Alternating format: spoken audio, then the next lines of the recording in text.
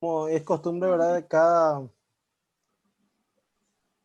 lunes, primero vamos a empezar con un repaso, ¿sí? Apocalipsis No capítulo puedo. 7. Realmente dos multitudes son los que se describen aquí en el capítulo 7 de Apocalipsis. Uno los 144,000 sellados y luego el otro grupo con ropas blancas y palmas en las manos, dice la palabra de Dios. Alfred, Sí, discúlpame que te interrumpa, no hola. te escucho. Espérame un ratito, no logro ver dónde es lo que se pone acá el audio. Ok, Porque no parece hay que está en problema. silencio y no puedo salir de mi pantalla para poder poner mi. No hay problema. ¿El Sí, resto me está en escucha bien? silencio y no puedo, no logro. Sí. Ya, perfecto. Alfred, Sí, te ¿vos escucho. podés dejar de compartir tu pantalla un ratito? Sí, ahí está bien. ¿No te acuerdas cuando yo estaba jugando No puedo. mi videojuego? Seguramente ahí no tiene No, actualizado. no puedo. Tenés que salir, ¿Por qué no puede tenés que ya? salir, mamá. No escucha, Espera dice. nada más un ratito. Dale. ¿Los demás me escuchan todos? Ahí te escucho, Alfred. Sí. Sí. Sí, súper bien se escucha. Excelente. Entonces, vamos a empezar con el repaso. Entonces, Espera nada más un ratito.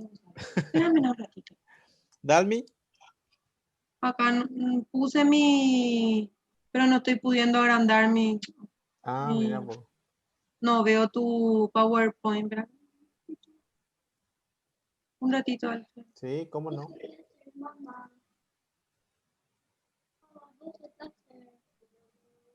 ¿No ves? Está minimizado y no, ahí parece que, ahí, No hay problema. un Pero ratito, Alfred. mientras solucionamos los problemas técnicos con Dalmi, me gustaría que me hagan el repaso yo un poco sé que hay que ustedes. hacer, mamá. ¿Qué les parece para estar un poquito más entretenidos mientras Dalmi soluciona su problema de conexión técnica? ¿Se acuerdan ustedes cuál era el versículo clave del Apocalipsis para poder dividirla? ¿Se acuerdan? El capítulo 1, versículo Sí, 19. así mismo. ¿Y qué dice el capítulo 1, versículo 19? Escribe las cosas que son, Muy bien. eh, ¿Qué has visto? que has visto Y después, las que han de ser. las que han de ser después de estas. Excelente. Pasado, presente y futuro. ¿Sí? ¿Estamos de acuerdo? Sí, El capítulo 1 nos describe al Cristo glorificado, que equivale a pasado, ¿verdad? Capítulo 2 y 3, presente, que son las 7 iglesias. Y capítulo 4 al 22 vendría a ser ya la parte del futuro, ¿sí? Ahora mismo nos toca estudiar Apocalipsis capítulo 7. ¿Qué tal, Dalmi? ¿Cómo estamos? ¿Pudiste solucionar o no? ¿No ves mi pantalla?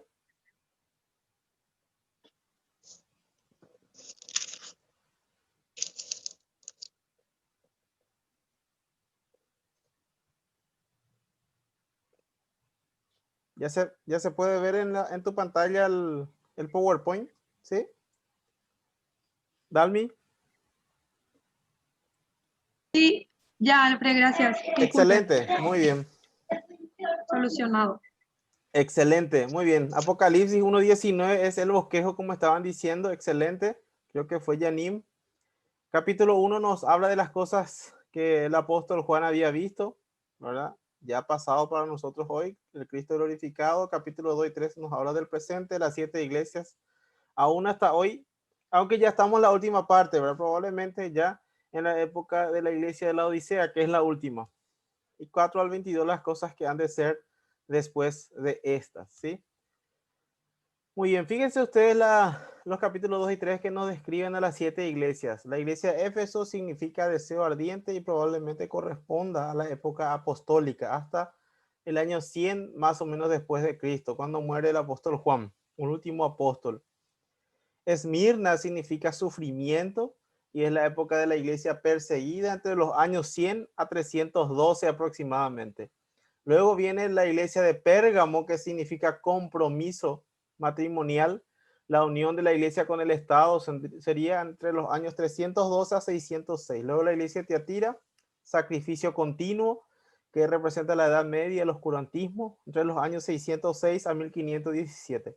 Luego la iglesia de Sardi, que significa los que salieron, que representa la reforma entre los años 1517 hasta los años 1700 más o menos. Y la iglesia de Filadelfia, amor fraternal, la iglesia misionera, la iglesia que ama al Señor, que no recibe ninguna reprensión de parte de él, entre los años 1700 a 1900 aproximadamente. Y la iglesia de la Odisea, que significa gobierno del pueblo, democracia, es la iglesia apóstata, que va desde el año 1900 hasta el rapto de la iglesia, ¿sí?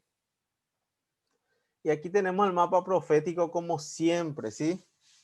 Fíjense ustedes en nuestra línea de tiempo, todo empieza con la cruz de Cristo, se forma gracias al sacrificio de Cristo la iglesia.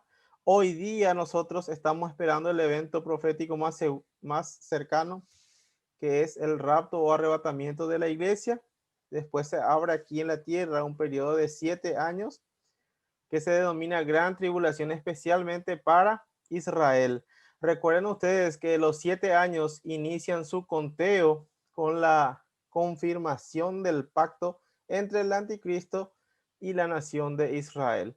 Mientras tanto, en el cielo los creyentes son juzgados en el tribunal de Cristo para ver si obtienen o no recompensas. Luego vienen las bodas del Cordero. Termina la tribulación con la segunda venida de nuestro Salvador. Se implanta en la tierra el reino milenial y luego vemos ya el juicio final y la eternidad. Alfred, ¿te puedo interrumpir ahí? Sí, cómo no. Con tu diapositiva anterior. Sí, En el reino milenial, nosotros los cristianos, o sea, que es lo que fuimos rapto de la iglesia, vamos a estar sí, acá en la tierra, así mismo. todos juntos. Así es. ¿Por qué? Porque ¿qué dice 1 Tesalonicenses 4:16? Justamente nuestro versículo lema para rapto. Porque el Señor mismo con voz de mando, con voz de arcángel y con trompeta de Dios descenderá del cielo. Y los muertos en Cristo resucitarán primero. Luego nosotros, los que vivimos, los que hayamos quedado, seremos arrebatados juntamente con ellos en las nubes para recibir al Señor en el aire. Y así estaremos siempre con el Señor. Donde el Señor está su iglesia. ¿Se entiende? El Sí, Señor entonces viene a nosotros reinar en también. Jerusalén, la iglesia viene con él. El Señor juzga a los incrédulos en el trono blanco, también la iglesia está ahí. ¿Se acuerdan ustedes lo que decía Pablo? Pero ¿acaso ustedes no saben que vamos a juzgar al mundo? Y si vamos a juzgar al mundo, ¿acaso ponen de menor estima a los que han de juzgar en la iglesia? ¿Se acuerdan? 1 Corintios capítulo 6. La iglesia va a juzgar con el Señor al mundo y también, no solo al mundo, sino a los ángeles, también a los ángeles caídos. ¿No sabéis que habemos de juzgar a los ángeles? Dice el apóstol Pablo. ¿Se entiende? La iglesia siempre está con el Señor, esté Alfred, donde esté.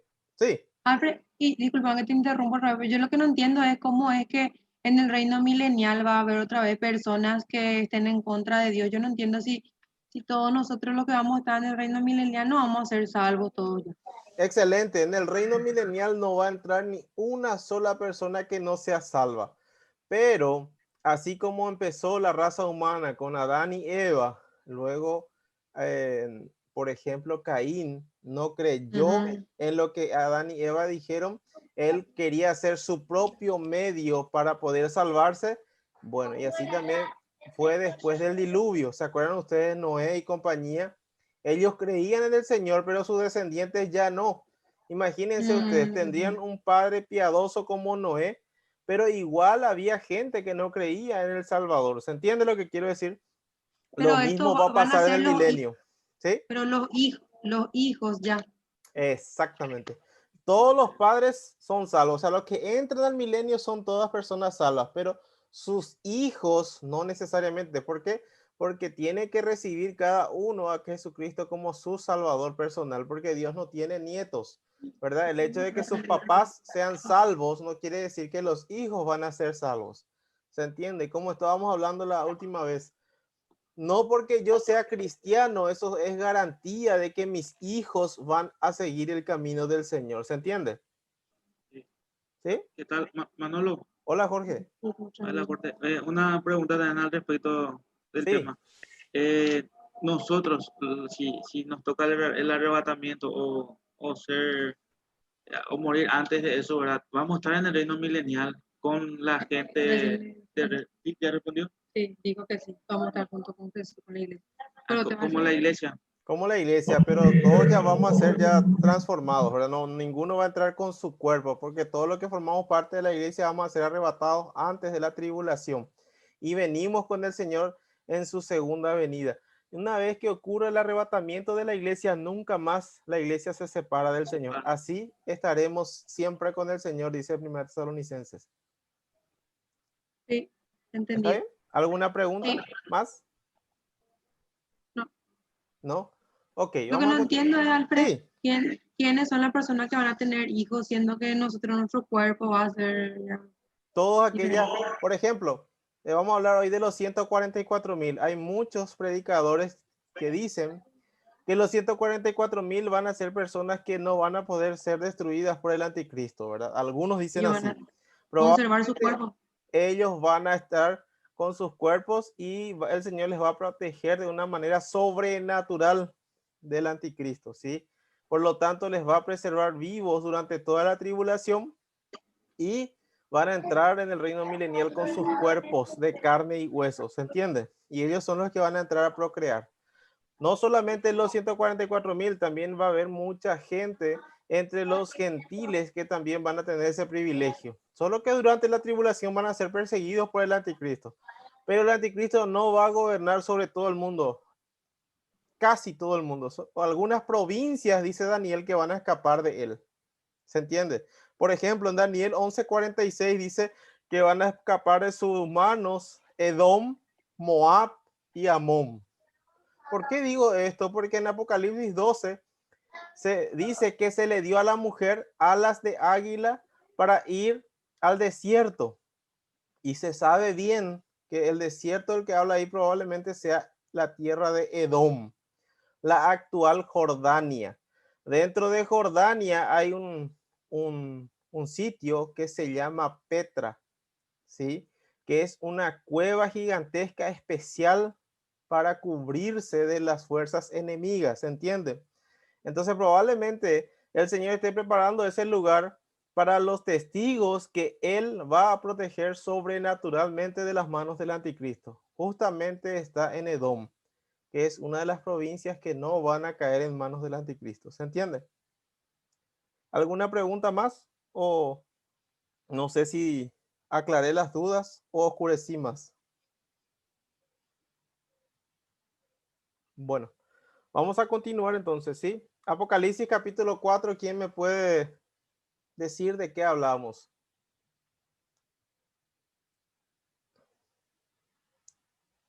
¿Se acuerdan? ¿Están ahí? Cri, cri, cri, cri, cri. Apocalipsis celestial. Muy bien, la visión celestial. Vemos al que estaba sentado en el trono y la Biblia lo describe como el aspecto de jaspe y cornalina, dice ahí la palabra de Dios, con un arco iris que tiene la particularidad de ser de color verde, ¿sí? 4 seres vivientes, los ancianos, un mar de vidrio, y luego dice también el relato que había trueno, relámpagos y voces, ¿verdad? Capítulo 5, ¿qué es lo que habíamos estudiado? ¿Cuál es el acto principal? ¿Se acuerdan ustedes?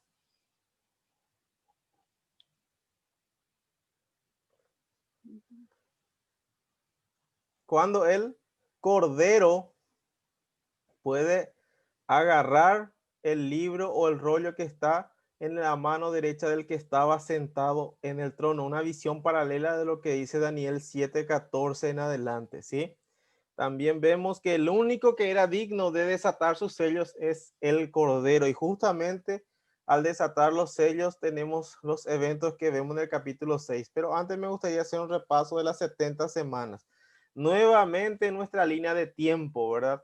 ¿Cuándo se inicia el conteo de las 70 semanas? Daniel 9:24 dice, 70 semanas están destinadas sobre tu pueblo Israel y sobre tu santa ciudad. Y sigue el relato.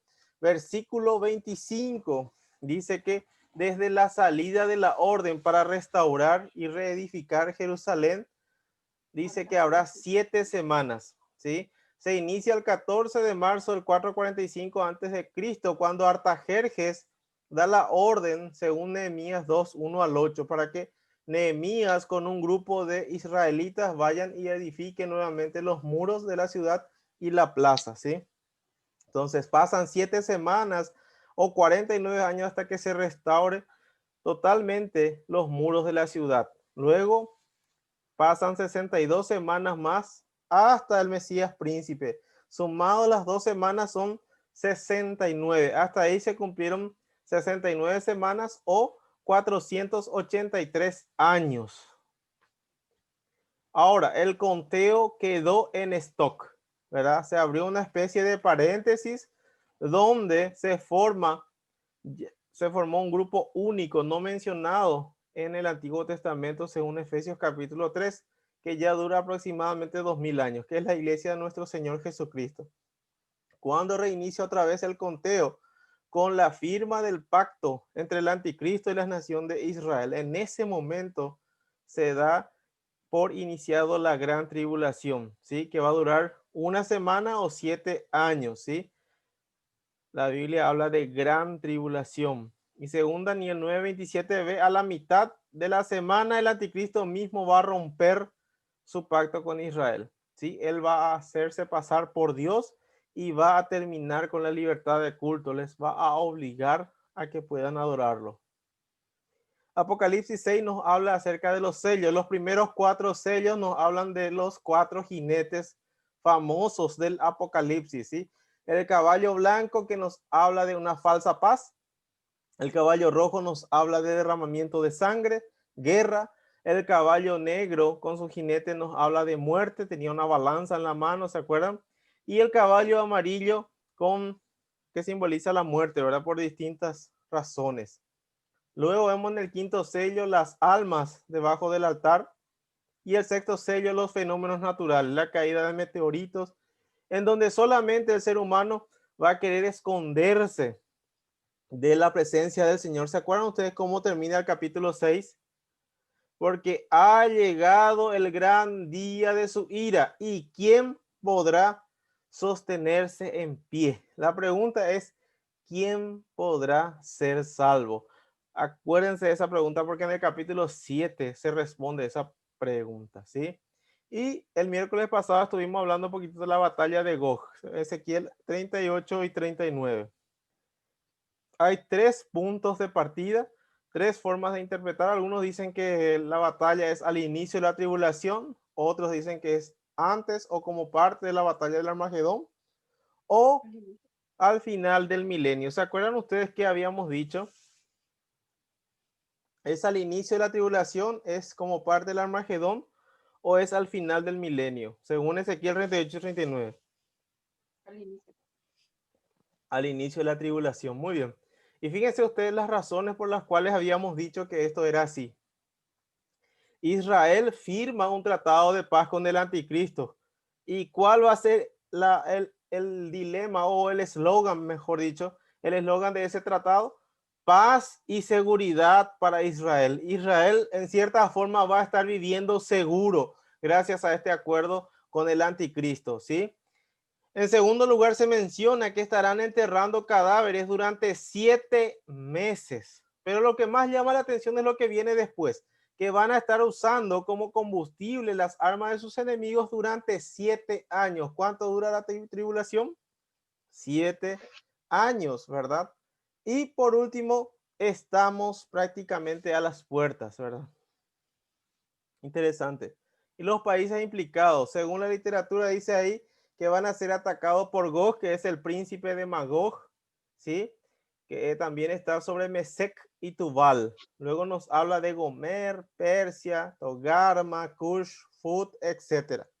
Ahora, ¿qué naciones son en la actualidad? Ahí tenemos el mapa actualizado, ¿sí? La mayoría de los predicadores, los eruditos, a pesar de que no todos están de acuerdo, como si colocáramos nosotros nuestra regla ahí sobre la tierra de Israel, justo hacia el norte, lo más que está al norte está Moscú, Rusia. Por lo tanto, dicen que Rusia es el que encabeza esta rebelión, esta guerra que nos relata ahí en Ezequiel 38-39. Está acompañado por Persia, que hasta 1936 llevaba ese nombre. Hoy día es el territorio de Irán, ¿verdad? Ustedes saben que Irán y Rusia están en constantes negociaciones por el tema de los recursos nucleares. Luego se menciona a Kuz, que es Etiopía, y Fud, que es Libia, ¿sí? Entonces, todos esos países, hoy sabemos por lo que es el estudio etnológico. Los etnólogos nos dicen que estos pueblos antiguos hoy día son eso. También se dice que Mesec y Tubal, algunos dicen que es Moscú y Tobolsk, una ciudad rusa donde se realizan instrumentos, armas de fuego que son ¿cómo se dice? Combustibles que se pueden quemar. Interesante, aunque no tenemos ninguna evidencia dentro de la Biblia que esto sea así. Algunos identifican a Mesec y Tubal como Turquía, que también es una nación musulmana. ¿Recuerdan ustedes que se encontraban en Turquía anteriormente en el primer siglo de la era cristiana?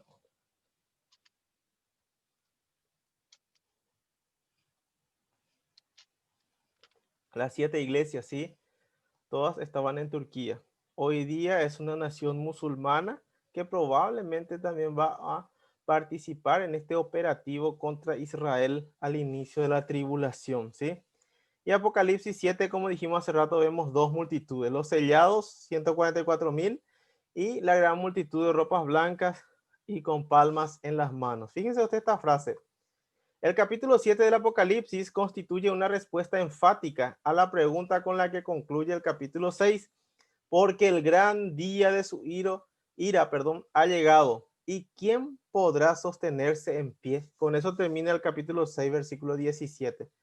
Eso nos dice nuestro hermano Evi Luis Carvallosa. Se contesta la pregunta en el capítulo 7, como estábamos diciendo. Fíjense ustedes lo que dice la palabra de Dios. Después de esto vi a 4 ángeles en pie sobre los 4 ángulos de la tierra, que detenían los 4 vientos de la tierra, para que no soplase viento alguno sobre la tierra, ni sobre el mar, ni sobre ningún árbol. Vi también a otro ángel que subía de donde sale el sol y tenía el sello del Dios viviente, del Dios vivo, y clamó a gran voz a los 4 ángeles, a quienes se les había dado el poder de hacer daño a la tierra y al mar, diciendo: no hagáis daño a la tierra ni al mar ni a los árboles, hasta que hayamos sellado en sus frentes a los siervos de nuestro Dios. Y oí el número de los sellados, 144,000 sellados de todas las tribus de los hijos de Israel. De la tribu de Judá, 12,000 sellados. De la tribu de Rubén, 12,000 sellados. De la tribu de Gad, 12,000 sellados. De la tribu de Aser, 12,000 sellados. De la tribu de Neftalí, 12,000 sellados. De la tribu de Manasés, 12,000 sellados. De la tribu de Simeón, 12,000 sellados. De la tribu de Leví, 12,000 sellados. De la tribu de Isaacar, 12,000 sellados. De la tribu de Zabulón, 12,000 sellados. De la tribu de José, 12,000 sellados. De la tribu de Benjamín, 12,000 sellados. Después de esto miré, y aquí una gran multitud, la cual nadie podía contar, de todas naciones y tribus y pueblos y lenguas, que estaban delante del trono y en la presencia del Cordero, vestido de ropas blancas y con palmas en las manos, y clamaban a gran voz diciendo: la salvación pertenece a nuestro Dios, que está sentado en el trono, y al Cordero. Y todos los ángeles estaban en pie alrededor del trono y de los ancianos y de los 4 seres vivientes, y se postraron sobre sus rostros delante del trono y adoraron a Dios, diciendo: amén, la bendición y la gloria y la sabiduría y la acción de gracias y la honra y el poder y la fortaleza sean a nuestro Dios por los siglos de los siglos. Amén. Entonces uno de los ancianos habló diciéndome: estos que están vestidos de ropas blancas, ¿quiénes son y de dónde han venido? Yo le dije: Señor, tú lo sabes. Y él me dijo: estos son los que han salido de la gran tribulación y han lavado sus ropas y las han emblanquecido en la sangre del Cordero. Por esto están delante del trono de Dios y le sirven día y noche en su templo. Y el que está sentado sobre el trono extenderá su tabernáculo sobre ellos. Ya no tendrán hambre ni sed, y el sol no caerá más sobre ellos, ni calor alguno, porque el Cordero que está en medio del trono los pastoreará y los guiará a fuentes de aguas de vida, y Dios enjugará toda lágrima de los ojos de ellos. Hasta acá la lectura del capítulo 7. Fíjense ustedes, vamos a empezar el análisis, versículo por versículo. Después de esto vi 4 ángeles en pie sobre los 4 ángulos de la tierra, dice el versículo 1, que detenían los 4 vientos de la tierra para que no soplase viento alguno sobre la tierra, ni sobre el mar, ni sobre ningún árbol.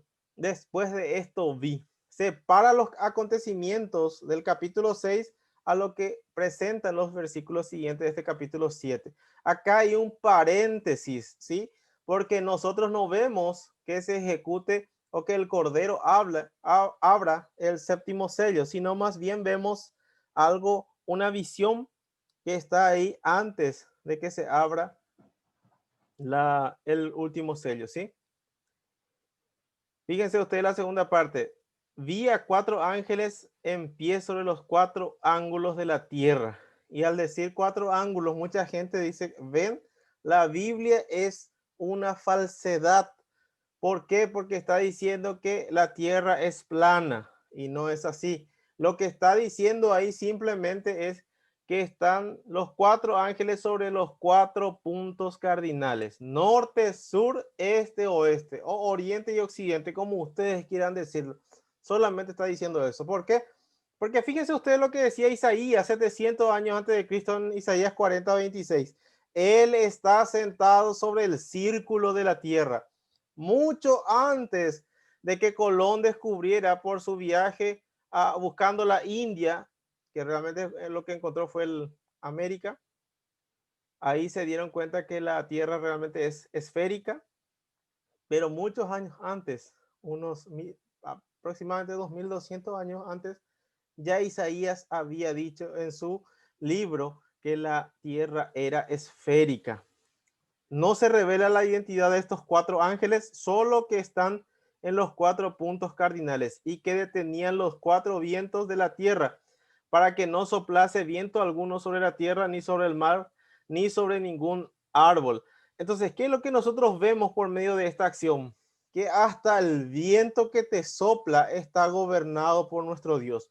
Nada pasa sin que Él lo permita. ¿Se dan cuenta ustedes que aferrarse a preocuparse o estar estresado y todo eso no tiene ningún sentido cuando uno realmente conoce al Señor? No tiene no tiene pie ni cabeza, diríamos nosotros. ¿Por qué? Porque el Señor gobierna todo, y si es que va a pasar es porque Él lo quiere o porque Él lo permitió. Es muy diferente que Él se haga su voluntad propiamente dicha o sea una voluntad permisiva, que Él permita. ¿Se acuerdan ustedes lo que le pasó a Job? ¿Piensan ustedes que eso quería el Señor? No, Él no quería eso, pero permitió que se haga eso para dejar bien en claro que lo que Satanás estaba creyendo era total y absolutamente falso. Versículo 2, vi también a otro ángel que subía de donde sale el sol y tenía el sello del Dios vivo, y clamó a gran voz a los 4 ángeles, a quienes se les había dado el poder de hacer daño a la tierra y al mar. Fíjense ustedes que aparece otro ángel que tampoco se nos revela su identidad, pero al parecer tenía más jerarquía que esos 4 ángeles, porque a su voz se hace lo que debía hacerse. Por ejemplo, en este caso, él detiene todo lo que son los juicios sobre la tierra y el mar, que vamos a ver en las trompetas la próxima semana, ¿sí? El sello, ¿qué es lo que significaba? Una marca de propiedad. En los días en que fue escrita la Biblia, un sello básicamente representaba 3 cosas: posesión, protección y preservación. Pero no es la primera vez que el Señor hace eso. ¿Se acuerdan ustedes en esta época de la iglesia que dice Efesios capítulo 1 versículos 13 y 14? En él también vosotros, habiendo oído la palabra de verdad, el evangelio de vuestra salvación, y habiendo creído en él, fuisteis sellados con el Espíritu Santo de la promesa, que es las arras de nuestra herencia hasta la redención de la posesión adquirida para alabanza de su gloria. Eso dice Efesios 1, 13, 14. La iglesia está sellada, ¿por qué? Por el Espíritu Santo de la promesa. Efesios 4, 30. y no contristéis al Espíritu Santo de Dios, con el cual fuisteis sellados para el día de la redención, dice la palabra de Dios. Por lo tanto, la iglesia hoy día tiene el sello del Espíritu Santo, que es nuestra garantía de que cuando el Señor vuelva por su amada iglesia, vamos a ser todos arrebatados, porque tenemos al Espíritu Santo. Diciendo, dice el versículo 3, no hagáis daño a la tierra, ni al mar, ni a los árboles, hasta que hayamos sellado en sus frentes a los siervos de nuestro Dios. Fíjense ustedes, a los siervos. Todo sucede por la voluntad de Dios, como estábamos diciendo, porque se detiene el juicio hasta que sean sellados los 144,000 judíos. Aclaramos, son judíos. Acá no hay para alegorizar, acá no hay ningún motivo para no tomarlo en forma literal. Tanto el número como la nación a la cual se refiere son literales, ¿sí? No es un número alegórico, ni tampoco es un pueblo alegórico. Algunos dicen que es el Israel de Dios, por lo tanto es la iglesia. Por eso es que algunos... Hola. ¿Qué pasó? No sé si escuché mal, pero lo que quiero decir nomás es lo siguiente. La iglesia no está presente en la tribulación. Decir que estos 144,000 son parte de la iglesia es error. No hay ninguna base exegética para creer eso. Es una mala hermenéutica decir que la iglesia puede ser vista por medio de estos 144,000. ¿Alguna pregunta, alguna duda antes de pasar? Sí, Sí, Alfred, los testigos de Jehová, ellos dicen que ellos dicen que ellos son los 144.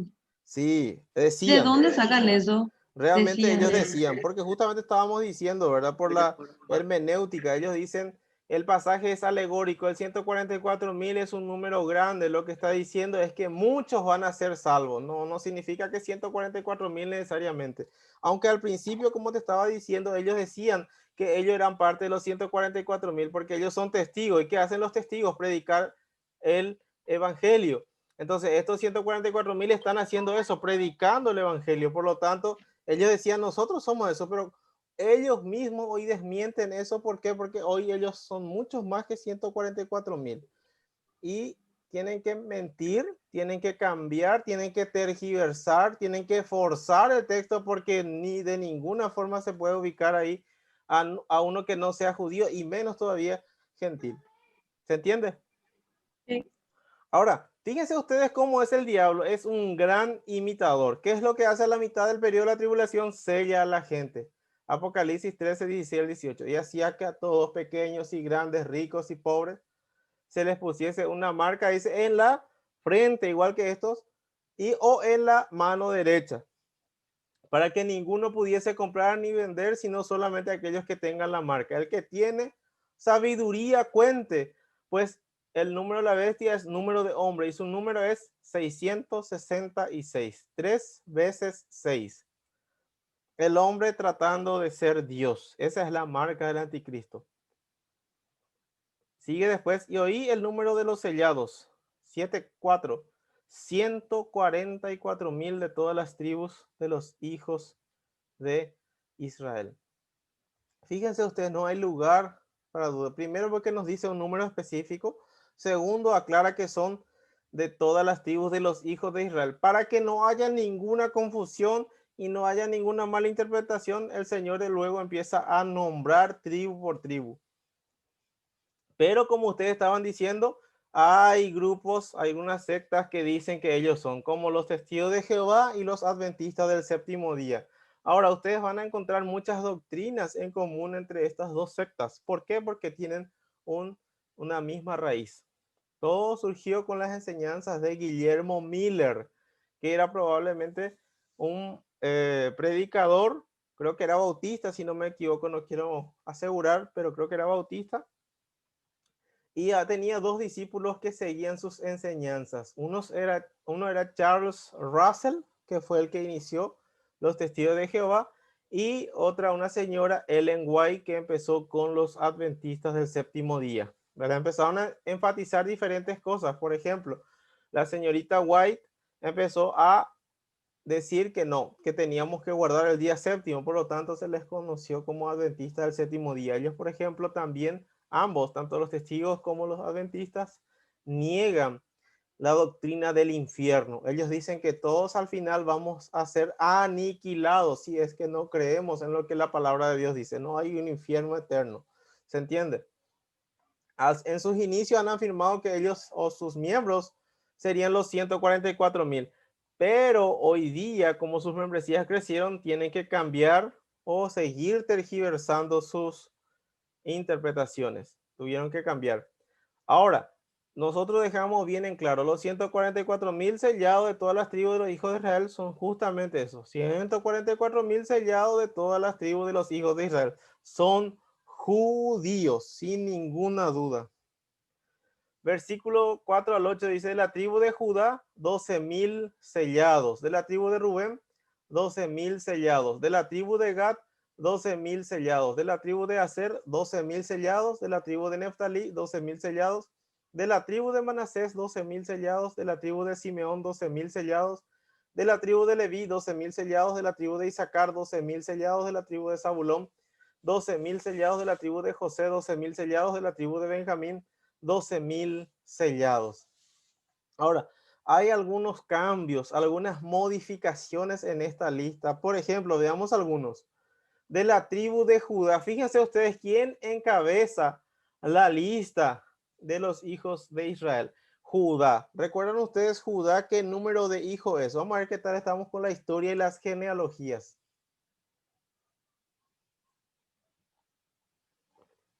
¿Qué número de hijo era Judá? ¿Quién era el mayor? Rubén. Rubén era el mayor, muy bien. ¿Y Judá qué número de hijo era? El cuarto. Muy bien, era el cuarto. ¿Por qué? Sí. Porque después de Rubén, ¿quién viene?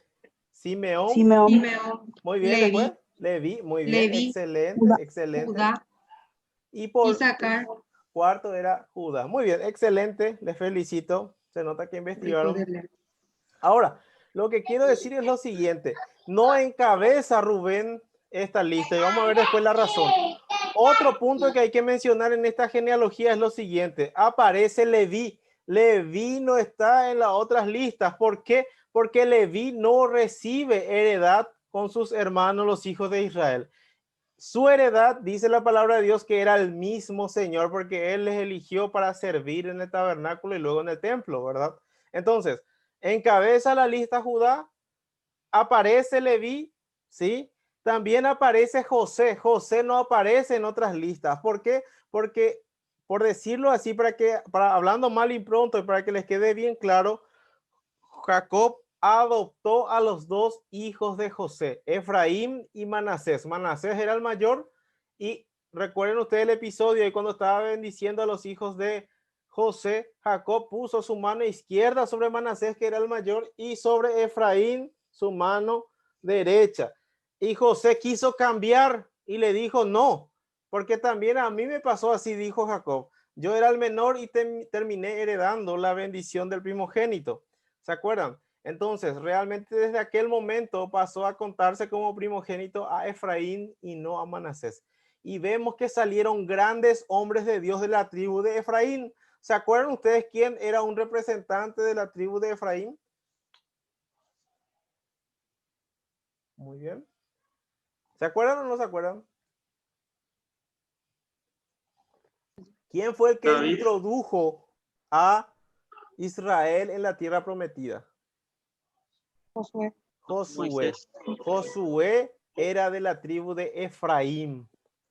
Moisés era de la tribu de Leví y no introdujo al pueblo de Israel en la tierra prometida. ¿Se acuerdan ustedes que él vio desde lejos, desde el monte de la tierra prometida y murió? Y no aparece dos tribus, ¿sí? Que son la tribu de Dan y Efraín. Y vamos a ir explicando ahora punto por punto porque llegamos a una parte bastante interesante. Para aquellos que dicen que la genealogía es aburrida, ahora les voy a mostrar que no es tanto así, en algunos sentidos, ¿sí? Ya dijimos, encabeza la lista Judá, no aparece Dan, tampoco aparece Efraín y aparece Leví junto con José. Judá encabeza la lista. ¿Recuerdan ustedes?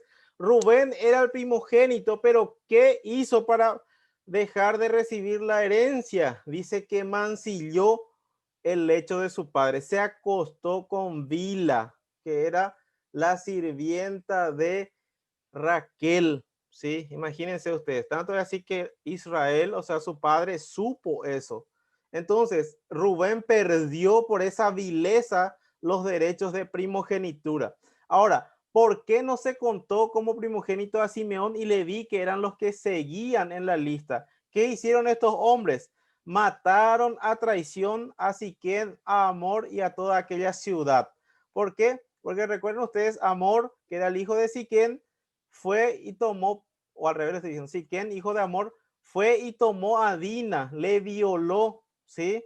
Entonces, él se arrepintió, fue a pedir perdón y Jacob les dijo, bueno, ustedes van a poder casarse con mi hija o van a poder, les voy a dar a mi hija, pero va a haber un requisito, ¿sí? Van a tener que circuncidarse, ¿sí? Ellos aceptaron, todos los varones de aquella ciudad se circuncidaron, pero al tercer día, Simeón y Leví a traición mataron a todos estos hombres, ¿sí? Y vengaron de esa forma la deshonra de Dina, según Génesis capítulo 34, versículo 25, y 1 al 4 era cuando dice que Siquén le deshonró a Dina. Ahora, fíjense ustedes que legalmente el derecho de la primogenitura pasó a José. ¿Por qué? Porque José era el primogénito de Raquel, ¿sí? Raquel era la esposa legítima de Jacob. Entonces, en vez de Rubén, los derechos pasaron a José. Pero ¿por qué entonces Judá encabeza la lista? ¿Por qué estoy haciendo todo este relato? Porque de la tribu de Judá vino nuestro Salvador. Por lo tanto, pasó a ser la tribu principal. Si ustedes leen la bendición de Jacob, se van a dar cuenta que Judá tiene la preeminencia, ¿sí? Cachorro de león, te servirán tus hermanos, etcétera, etcétera. Eso dice allá en Génesis 49, 8 al 12. Apocalipsis 5, 5 se nos dice que el león de la tribu de Judá era el único digno de agarrar el libro de la mano derecha del que estaba sentado en el trono. Además, Judá vemos que le defendió o quiso ocupar el lugar de Benjamín cuando intercedió ante su hermano José. ¿Se acuerdan cuando ya José era gobernador de Egipto? Génesis 44, 18 al 34. Por lo tanto, Judá encabeza esta lista por ser la tribu que trajo al mundo al Salvador. No aparece Dan, y acá ahí va también varios puntos a tratar. Tal vez por encabezar siempre la idolatría en Israel en varias oportunidades. Vean ustedes Levítico 24, 11, Jueces 18, 1 y 2, 30, 31, Reyes 12, 28, primero libro de Reyes, segundo libro de Reyes 10, 29, entre otros. Siempre Dan está involucrado en idolatría, ¿sí? Y algunos también dicen que de Dan va a venir el anticristo. Fíjense ustedes en Génesis capítulo 49. Vamos a ver que es bien interesante. Génesis capítulo 49, la bendición de Israel, que nos habla acerca de cada uno de sus hijos. Y en esta ocasión, ahora mismo vamos a ver lo que es la bendición para Adán. Génesis 49, 16 en adelante. Es bien interesante, ¿verdad? Porque muchos predicadores piensan que el anticristo va a venir de esta tribu. Génesis 49, 16 en adelante. Dan juzgará a su pueblo como una de las tribus de Israel. Será Dan serpiente junto al camino, víbora junto a la senda, que muerde los talones del caballo y hace caer hacia atrás al jinete. Tu salvación esperé, oh Jehová. Hasta ahí. Fíjense ustedes lo que dice acerca de Dan. Dice algunas cosas bien interesantes y particular. Dan juzgará a su pueblo. La palabra juzgar tiene tres acepciones. ¿Qué quiere decir eso? Tiene tres posibles significados. El primero es dictar sentencia. Por ejemplo, ¿se acuerdan ustedes en 1 Corintios 5 cuando Pablo habla del hermano que cometió el pecado de incesto? Dice él, yo como ausente en cuerpo, pero presente en espíritu, como presente al tal he juzgado. El tal sea entregado a Satanás. Eso es lo que dice en esa parte. Entonces se dictó una sentencia. Ese es el primer uso de la palabra juzgar. Otro uso es lo que vemos allá en 1 Corintios capítulo 14, versículo 29 en adelante, donde se nos dice que los profetas hablen 2 o 3 y los demás juzguen, analicen, ¿sí?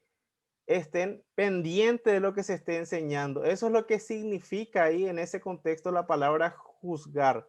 Ahora, el juzgar que habla acá en Génesis no es ni de dictar sentencia ni de analizar, es de gobernar, ¿sí? Entonces lo que está diciendo ahí es que Dan va a gobernar en Israel.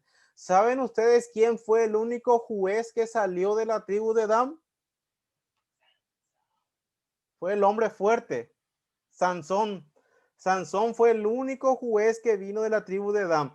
Pero les pregunto a ustedes, ¿se cumplió en Sansón lo que dice en Génesis 49? Particularmente pienso que no, porque dice ahí, será Dan serpiente junto al camino, víbora junto a la senda, que muerde los talones del caballo y hace caer hacia atrás al jinete. Realmente es terrible lo que está viendo el patriarca Jacob. Tanto es así que dice en el versículo 18, tu salvación esperé, oh Jehová.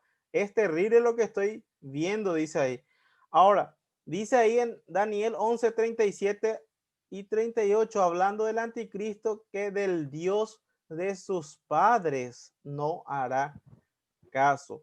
Y dice Dios de sus padres con mayúscula, haciéndonos entender que sus padres conocerían al verdadero Dios. Por eso muchos dicen que va a ser de descendencia también judía.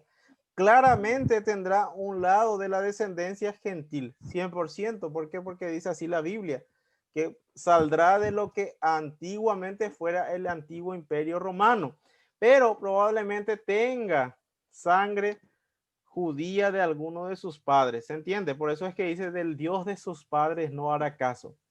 Pero a pesar de que no aparece acá en esta lista de los 144,000, vemos que Dan encabeza la lista de la repartición de la tierra en el reino milenial. Fíjense ustedes en la misericordia del Señor, no termina ahí todo, sino que en Ezequiel 48 Dan encabeza la repartición de la tierra en el reino milenial.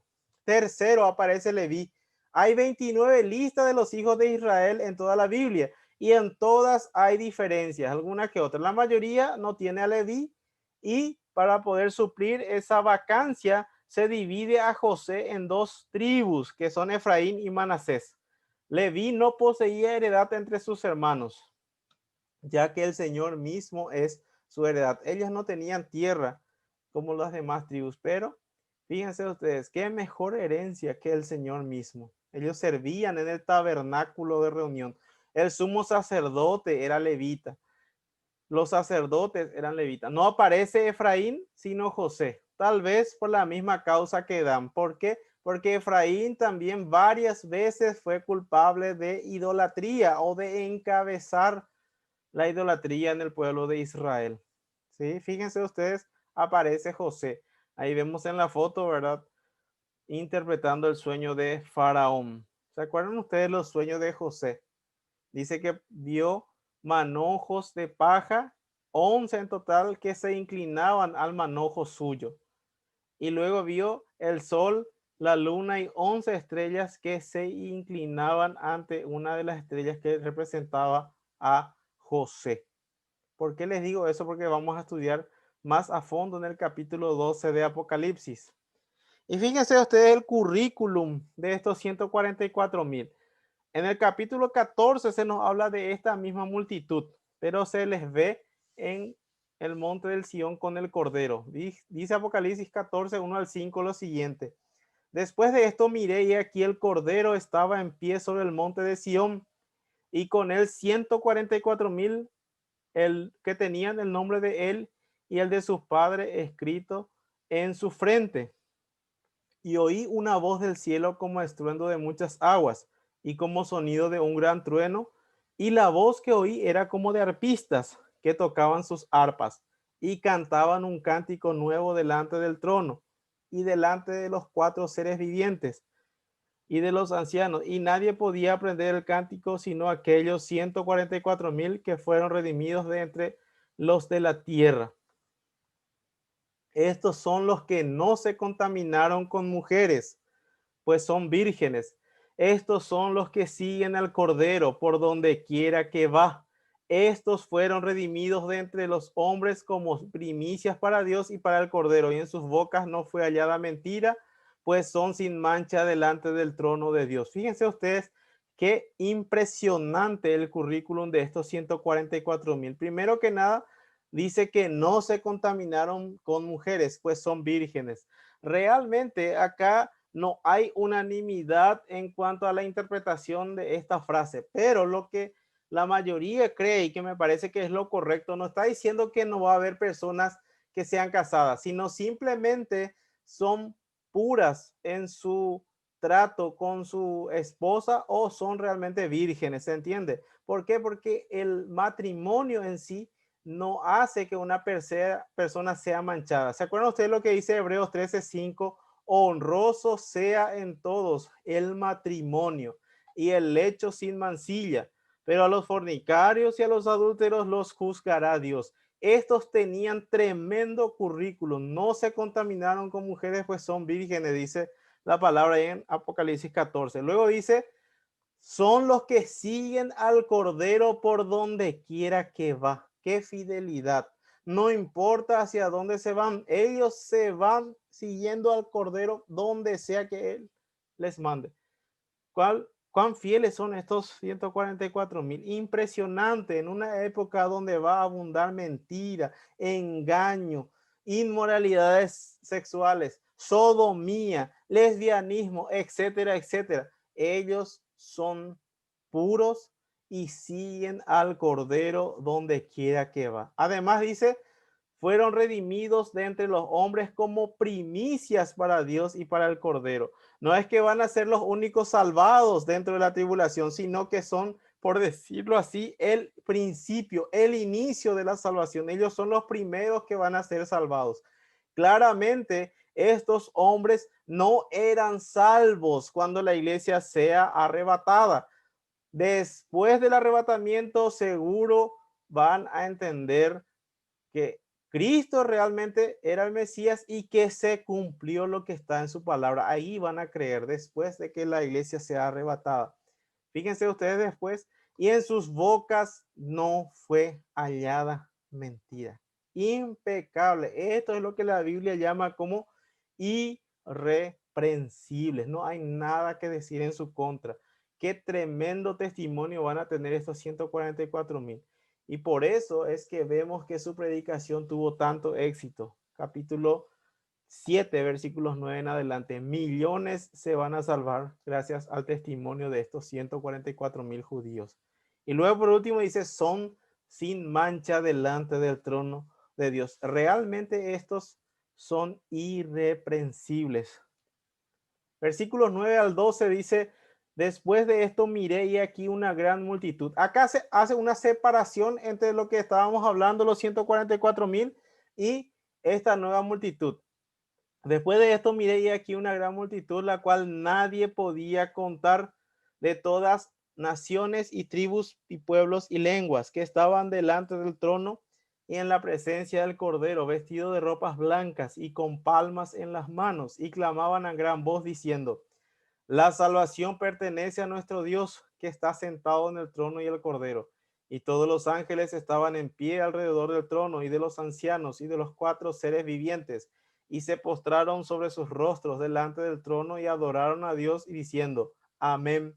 La bendición, la gloria y la sabiduría y la acción de gracias y la honra y el poder y la fortaleza sean a nuestro Dios por los siglos de los siglos. Amén. Entonces uno de los ancianos habló diciéndome, estos que están vestidos de ropas blancas, ¿quiénes son? Sí, doctor. ¿Y de dónde han venido? Yo le dije, Señor, tú lo sabes. Y él me dijo, estos son los que han salido de la gran tribulación y han lavado sus ropas y las han emblanquecido en la sangre del Cordero. Por esto están delante del trono de Dios y le sirven día y noche en su templo. Y el que está sentado sobre el trono extenderá su tabernáculo sobre ellos. Ya no tendrán hambre ni sed, y el sol no caerá más sobre ellos, ni calor alguno, porque el Cordero que está en medio del trono los pastoreará y los guiará a fuentes de aguas de vida. Y Dios enjugará toda lágrima de los ojos de ellos. No hay duda de quiénes forman esta multitud, porque uno de los ancianos se lo explicó a Juan.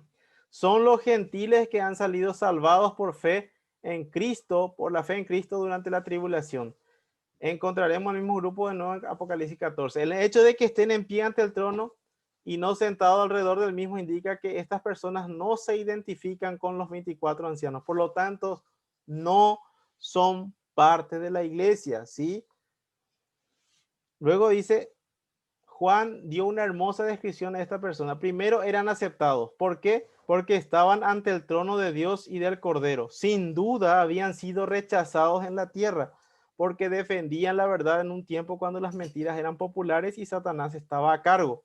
Sus vestidos eran blancos y palmas en sus manos simbolizan la victoria. En verdad eran unos vencedores.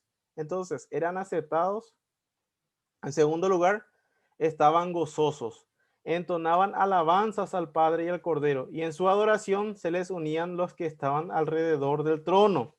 Tercero, habían sido recompensados, tenían el privilegio de estar ante el trono de Dios y de servirle.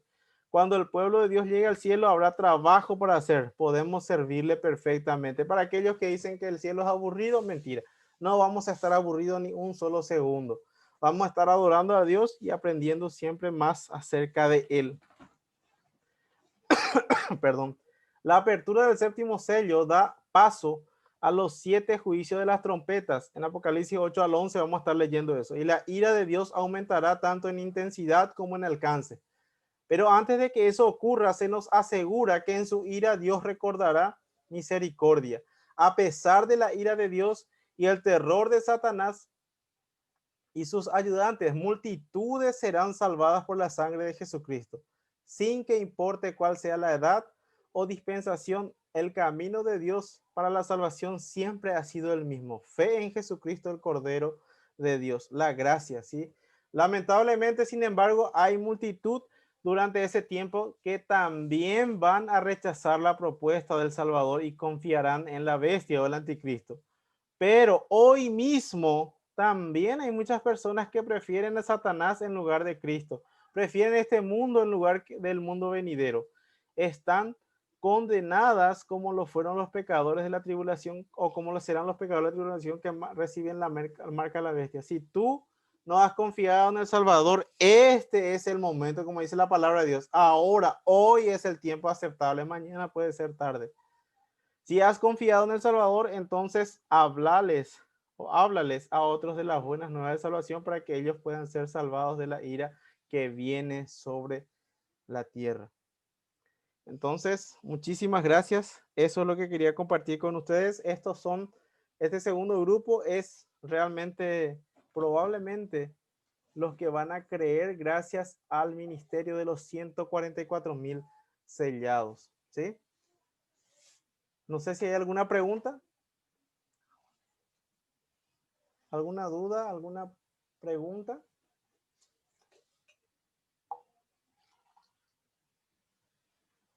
¿No? ¿Quedó claro? Qué bonitos que son ustedes, ¿eh? Excelentes alumnos son todos. Bueno, me gustaría, si no hay ninguna pregunta, algún comentario, poder finalizar entonces nuestra lección de esta noche. ¿Alguna pregunta? ¿Cuándo viajan, Alfred? No, En la madrugada. feliz viaje. Gracias, gracias. Y muchas bendiciones Igualmente. para Se todos. entendió súper bien, súper bien. Qué bueno. ¿Algún otro comentario? Hable ahora. Gracias, o calle. doctor. Gracias, Dani. Hable ahora o calle para siempre. La famosa frase, ¿verdad? Bueno, muchísimas bendiciones para cada uno y gracias por su tiempo, por su interés también. Y cada vez vamos acercándonos más hacia lo que es la gran tribulación los últimos 3 años y medio. Hasta ahora es relativamente tranquilo todavía la tribulación, pero vamos a ver que a medida que estudiemos el juicio de las trompetas y de las copas especialmente, todo va a ser mucho peor. Así que hermanos, muchas bendiciones para cada uno y nos vemos próximamente. Hasta la próxima. Chao, chao. Muchas gracias. Chao. Gracias. Chao, chao. Gracias. Mañana me voy a preguntar todito.